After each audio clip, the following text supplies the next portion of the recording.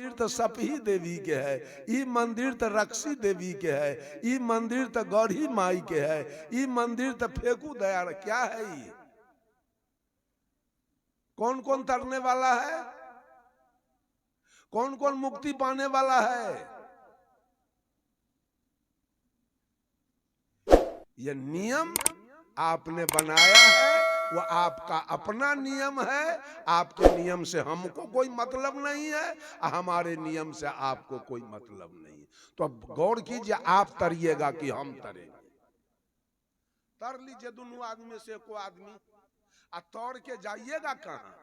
है कोई जाने उने का रास्ता? कबीर साहब ने कहा, नरतू पार उतर कहाँ जई हो, जाना कहाँ चाहते हो? आगे पंथी पंथ न कोई, आगे न कोई राही है न कोई रास्ता है। पूरब की ओर लोग जाए तो बंगाल चला जाएगा, पश्चिम जाए तो उत्तर प्रदेश जाएगा, उत्तर जाए तो नेपाल जाएगा, और दक्षिण जाए तो झारखंड जाएगा। तो 0 माइल पर से स्वर्ग के रास्ता किधर निकला है? कोई राही हुई मिला आज तक के स्वर्ग जाने वाला? कोई रास्ता दिखाई दिया स्वर्ग के?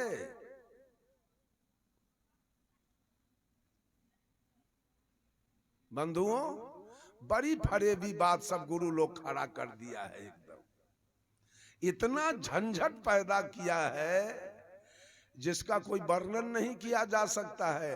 और एक दूसरे से पटरी भी किसी का नहीं है, एक दूसरे को देखना भी नहीं चाह रहा है कोई किसी को। साहब कबीर कहते हैं, मुझे वेद पुराण कुरान से क्या, मुझे सत्य का पाठ पढ़ा दे कोई, मुझे मंदिर मस्जिद जाना नहीं, मुझे प्रेम का रंग चढ़ा दे कोई।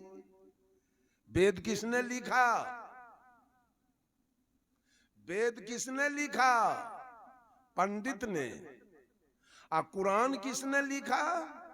मुसलमान ने। और बाइबिल किसने लिखा? ईसाई ने। और गुरु ग्रंथ किसने लिखा? सिख ने। ये 4 लिख दिया, 4 ग्रंथ।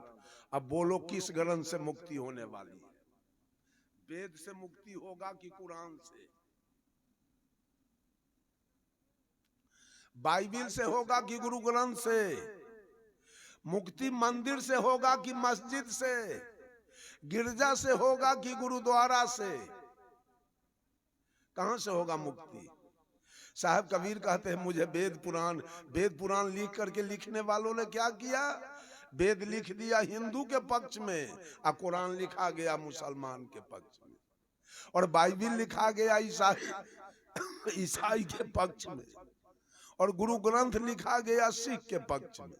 चारों अपना अपना तरफ खींच रहा है। किसकी बात साच है? ये चारों में से किसका बात साच है? हैं? ये चारों कटवाया ना अयोध्या में, वेद पुराण कटवाया ना लोगों को अयोध्या में, वेद पुराण कटवाया ना भागलपुर में, वेद पुराण कटवा दिया ना गुजरात में। साहब कबीर कहते ही, वेद पुराण से तुम्हारा कल्याण और कुरान से नहीं होने वाला है। कल्याण कहां से होगा? सत्य का पाठ पढ़ा दे कोई। सत्य का पाठ क्या है? Tulsidas was the pleader of Ram and Surdas was the pleader of Krishna, but Sadguru Kabir was the pleader of soul. Tulsidas ji सगुण ब्रह्म राम की वकालत करते हैं। आज भी लोग माटी पत्थर शीशा अष्ट धातु के राम सिया बना के पूज रहा है। सूरदास जी कृष्ण का वकालत करते हैं। आज भी लोग माटी पत्थर तम्मा पित्तर के राम राधा कृष्ण बना के पूज रहा है। But Sadguru Kabir was the pleader of soul. लेकिन सदगुरु कबीर ने इस सत आत्मा का वकालत किया है, जो तीनों काल का दृष्टा है, जो तीनों काल में सत्य है, जिसमें तीनों काल में कोई परिवर्तन नहीं होने वाला।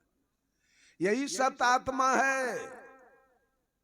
इसी पर सारी सृष्टि चक्कर काट रही है। यही आत्मा इंदिरा गांधी के काया में था तो भारत के प्रधानमंत्री थी। आत्मा निकल गया तो जल के राख हो गई शांति बंद में। महात्मा गांधी जल गए, सरदार पटेल जल गए, पंडित जवाहरलाल नेहरू के अंदर से आत्मा निकला, जड़ के राख हो गई। इंदिरा गांधी जल गई, मोरारजी देसाई जल गए, चौधरी चरण सिंह जल गए, चंद्रशेखर जल गए, बीपी सिंह जल गए, राजीव गांधी जल गए। यही आत्मा एक सत्य है जिस पर पूरी सृष्टि चक्कर काट रही है।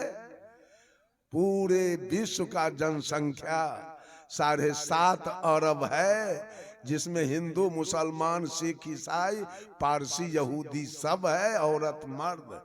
7.5 अरब पूरे विश्व की जनसंख्या है। और 7.5 अरब आदमी के काया से इस सत आत्मा केवल निकल जाए तो राम जी यहाँ बकरी चराएंगे कि भेड़ी? राम जी क्या करेंगे यहाँ? नैया खेवेंगे कि बस चलाएंगे कि रेल?